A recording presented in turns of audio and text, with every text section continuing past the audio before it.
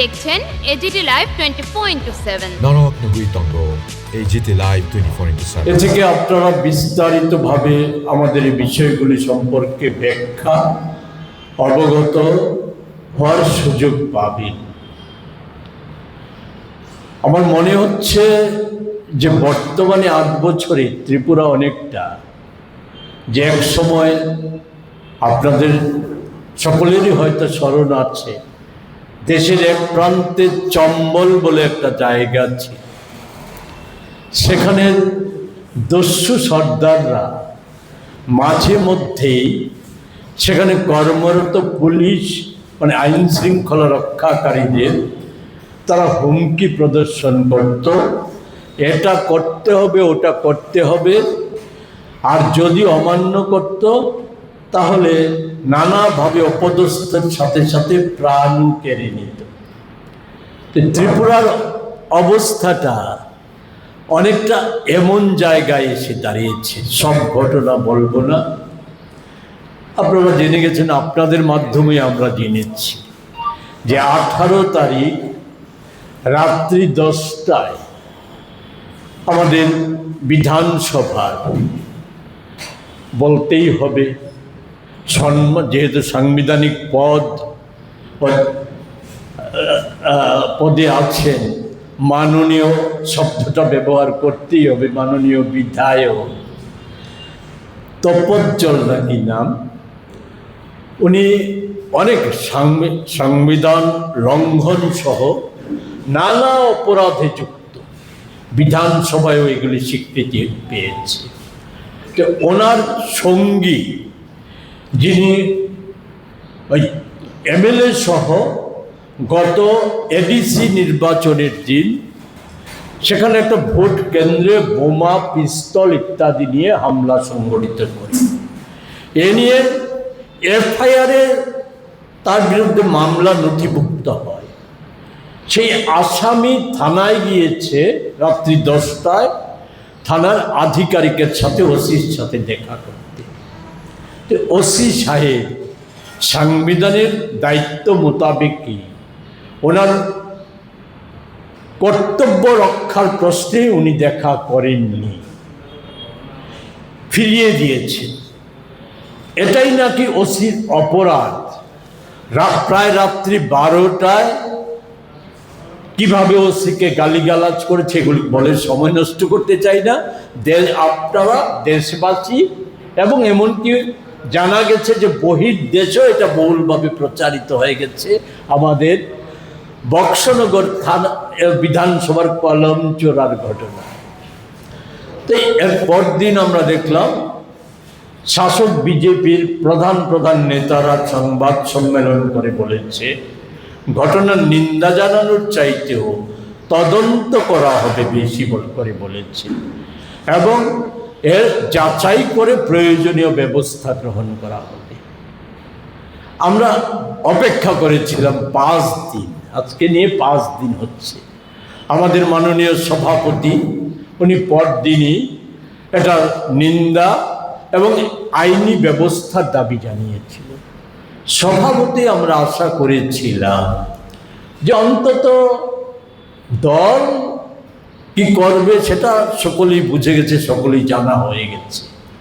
অন্তত পুলিশ প্রশাসন তারা অন্তত পক্ষে একটা ব্যবস্থা নেবে। এর পরিপ্রেক্ষিতে রাজ্যের মাননীয় পুলিশ মন্ত্রী, যিনি আবার স্বয়ং মুখ্যমন্ত্রী, উনি মুখ্যমন্ত্রী হওয়ার পর থেকেই না হয় প্রতিবার বলেছেন জিরো টলারেন্স।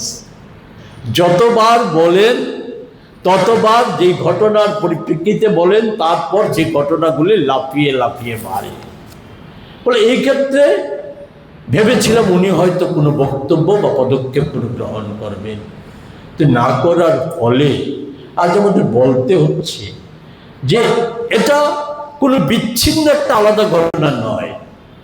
এই বিধায়ক সম্পর্কে আপনাদের মাধ্যমেই আমরা অবগত হয়েছিলাম, নদী দখল করে অবৈধ নির্মাণ কাজ করছে, ছবি তথ্য সহকারে, যা বিধানসভায় আমাদের দল এবং অন্যান্য দলের তরফ থেকে, বিরোধী অন্যান্য দলের তরফ থেকে এগুলো উত্থাপিত হয়েছিল। মুখ্যমন্ত্রী কথা দিয়েছিলেন তদন্ত করে দেখা হবে, দোষী ঘটনা যদি হয়ে থাকে ঘটনা অন্যায়, নিন্দনীয় এবং ব্যবস্থা গ্রহণ করা হবে। আমাদের কাছে খবর, যথারীতি অবৈধ নির্মাণ কাজ শুধু চলছেই না, সম্পন্ন হওয়ার পথে। আর যে বাকি যে সমস্ত অভিযোগগুলি ওনার সম্পর্কে, সেই সম্পর্কিত অভিযোগগুলি অনেকগুলি জানেন আপনারা। ওয়ান্টেড, পুলিশের খাতায় ওয়ান্টেড এই নেশা কারবারি, চোরাই নেশা কারবারি, তাকে সাথে নিয়ে এমপি, শাসক দলের সভাপতি একটা অনুষ্ঠান মঞ্চে পুলিশের সামনে সম্বর্ধনা জানায় পুলিশ নীরব দর্শক। ফলে এমনতর অভিযোগে অভিযুক্তদের বিরুদ্ধে এখন পর্যন্ত কোনো কার্যকরী ব্যবস্থা নেই। এক্ষেত্রে শুধু বাকিটা দেখে নেবেন, শুধু একটা বিষয়, আজকে ভারতবর্ষে মোদিজির জমানায় এবং 8 বছরে আমাদের রাজ্যের জমানায় মন্ত্রী, বিধায়ক, এমপি, বিধায়ক, শাসক দলীয় নেতা নেত্রী বা প্রভাবশালীদের সাথে সাথে যে কোনো ধরনের অপরাধী, চোরা কারবারি যদি সরকার এবং শাসক দলের একাংশ কর্তৃত্ব যাদের হাতে, তাদের যে চাহিদা অনুযায়ী আমদানিটা যদি সঠিক সময়ে যথাযথভাবে পৌঁছে দেওয়া যায়, তাহলে আজকে আর দেশে কোনো অপরাধী অপরাধ নয়, কোনো অপরাধী নয়। ফলে এই অবস্থাটা চালু হয়ে গেছে। ফলে আমরা এই জায়গায় খুব একটা বেশি কিছু এই সরকার বা দলের কাছ থেকে আশা করি না। শুধু পুলিশ প্রশাসনে এখনো যারা নিষ্ঠাবান, আমাদের বিশ্বাস এখনো আছে, এই পুলিশই তো আমরা দেখেছি যে একটা সময়ে আমাদের যে এডিসি নির্বাচন না বলে এটাকে একটা নকল যুদ্ধ, বোঝাপড়ার মধ্য দিয়ে নকল যুদ্ধ, যার ব্লুপ্রিন্ট 1 বছরেরও বেশি সময় আগে দিল্লিতে এই ত্রিপুরার গার্জিয়ানদের মধ্যে অন্যতম যিনি অমিত শাহজি, এই অমিত শাহজির পক্ষে যে ব্লুপ্রিন্ট তৈরি হয়েছিল, সেই ব্লুপ্রিন্ট অনুযায়ী নির্বাচনী ফলাফলও সেই ব্লুপ্রিন্ট অনুযায়ী, সেগুলি নিয়ে আমরা আগেও বলেছি, আর নতুন করে কিছু বলার নেই। শুধু বলার বিষয় হচ্ছে এই সময়ে নির্বাচনের পরও আজও যা চলছে সেই ব্লুপ্রিন্ট অনুযায়ী। কারণ গোটা দেশে যেমন এনডিএ সরকার বা বিজেপি সরকার যাই বলি আমরা, মোদি শাহদের পায়ের তলার মাটি চলে যাচ্ছে, তার জন্য সব ক্ষেত্রে মরিয়া পদক্ষেপ। এই সমস্ত নাটকের নামে ওই মহিলা সংরক্ষণ, যা মহিলাদের অধিকার, অনায়াসে যা 7 দিনে কার্যকরী করা যায়, এটা চিরদিনের জন্য পিছিয়ে দিয়েছে। এই সমস্ত নাটক এই মঞ্চস্থ করছে। প্রকৃত ঘটনা যে পায়ের তলার মাটি যে খসে গেছে, এ থেকে উত্তরণের উপায় খুঁজছে। ত্রিপুরাতেও একই অবস্থা। সেই অবস্থায় দাঁড়িয়ে এডিসি নির্বাচনকে হাতিয়ার করে বলা যায় জাতিগত সাম্প্রদায়িক মেরুকরণ সৃষ্টি করা হয়েছে পরিকল্পিতভাবে। এই মেরুকরণ সৃষ্টি করে এই ভিলেজ কাউন্সিলের মধ্য দিয়েও তারা আরো সম্প্রসারিত করে মূল লক্ষ্য 28-এর নির্বাচনে 28টা সংরক্ষিত আসন শাসক জোটের যাতে একচেটিয়া অধিকার কায়েম করা যায়, সেই লক্ষ্যে এটা করেছে। এই এডিসি নির্বাচনে সবটাই করা হয়েছে। জাতীয় কংগ্রেস তার প্রচার যাতে পাহাড়ের অভ্যন্তরে আমাদের নির্বাচক মণ্ডলীর কাছে নিয়ে যেতে না পারে, বিজেপি বিরোধী অন্য কোনো দল তাদের কর্মসূচি যাতে নিয়ে যেতে না পারে, সেই লক্ষ্যে এটা করা হয়েছিল। আর এটাকে এখন বাড়াচ্ছে এই যে আক্রমণগুলি, যেটা তাদের শাসক জোটের মধ্যে হচ্ছে, এই আক্রমণগুলিও করতে দেওয়া হচ্ছে। যদি প্রকৃতভাবে বিজেপি সম্পর্কে আরেকটি কথা বলবো, এর কাছে যেমন মানুষের কোনো মূল্য নেই, দেশের কোনো মূল্য নেই বিজেপির যারা সৎ নিষ্ঠাবান কর্মী নেতা, তাদের কোনো মূল্য নেই। আর রাজ্যে যে আদিবাসীদের যে কোনো নেতাদের যে কোনো মূল্য নেই, এটা তো তারা প্রমাণ করে দিয়েছে এই এডিসি নির্বাচনের মধ্য দিয়ে। 28 এটা আরো ভালোভাবে প্রমাণ করবে।